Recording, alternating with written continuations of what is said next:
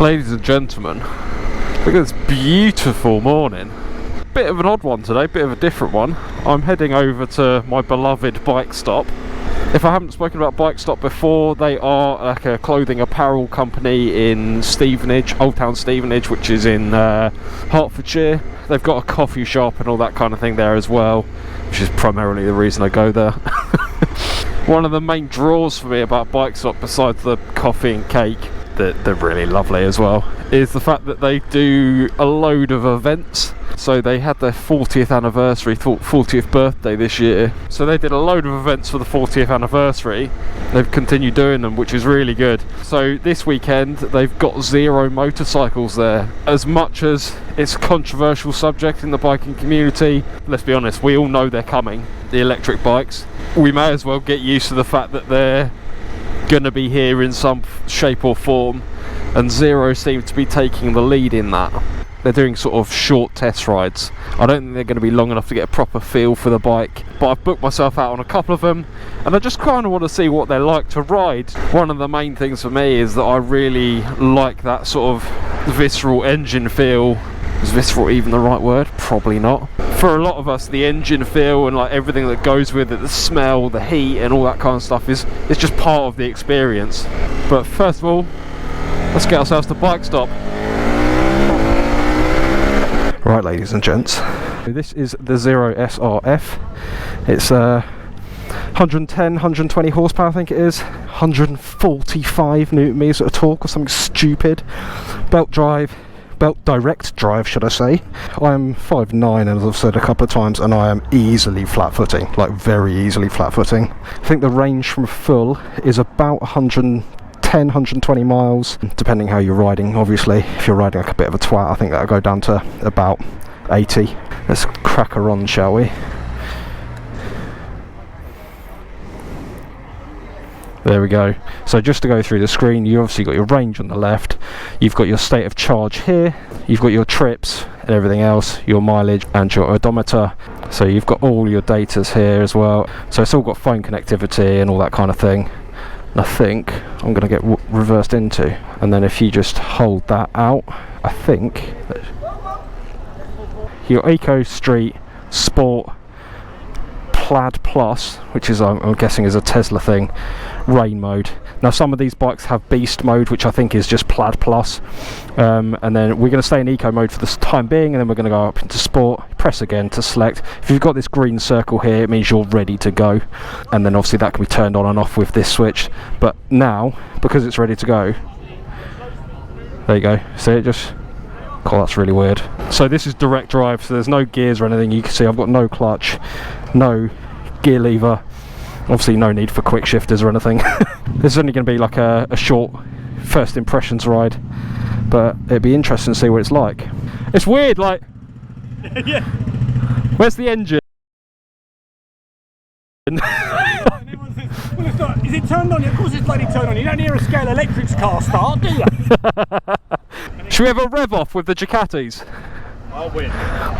We're ready to go. This is going to be odd. Yeah, go. This is weird. Now I have got my earplugs in, which is maybe pointless, I don't know. It's obviously very quiet. I can hear everything. I don't feel like I have to shout or anything over the engine, as I normally kind of do on my bike.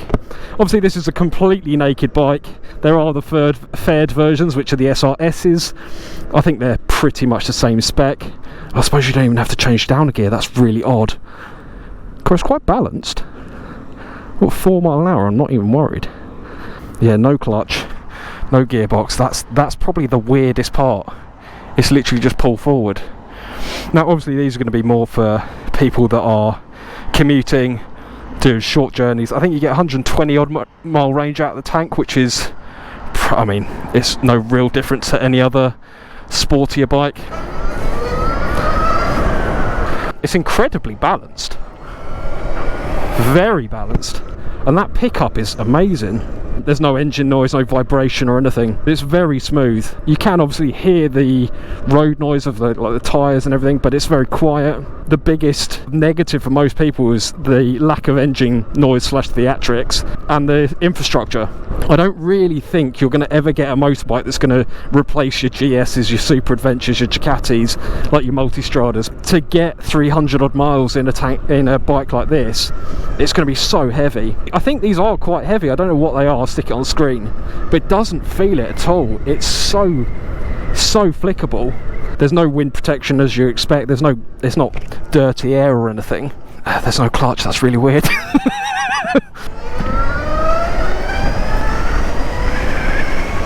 And that's in eco mode. If you put it in sport mode or Plaid Plus or whatever it's called, that's obviously a lot quicker. There is a slight delay in the lower end, just because I think if you put all of the power down straight away, it just looped the bike, because there's so much torque. I suppose you'd kind of compare the seating position to like a normal street triple, not the RS or anything. Alright, let's put it in sport mode.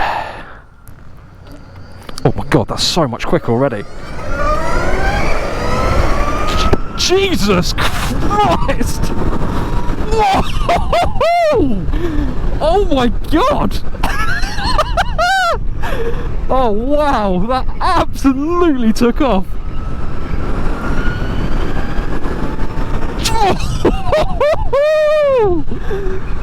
Oh!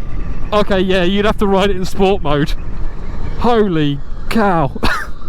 Horses in the road and I don't have to pull a clutch in. Look at this.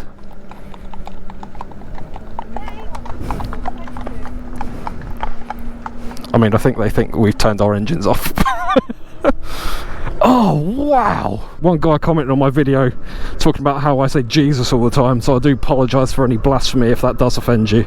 There's a guy in the car park at work that has a Zero DSR, I think it is, which is like the smaller naked. I think he paid like 11 grand for it, which is not bad. He said it's the most fun he's ever had on a bike, minus obviously the engine noise. I think these are still quite expensive. I'll put a price on the screen. Like any new technology, that will only get cheaper. But yeah, what was I saying? Yeah, I think the biggest worry for most people is charging and the infrastructure. Realistically, do you normally ride 100, unless you're touring, do you ride for more than 100 miles without pulling over for a coffee or a pint or something?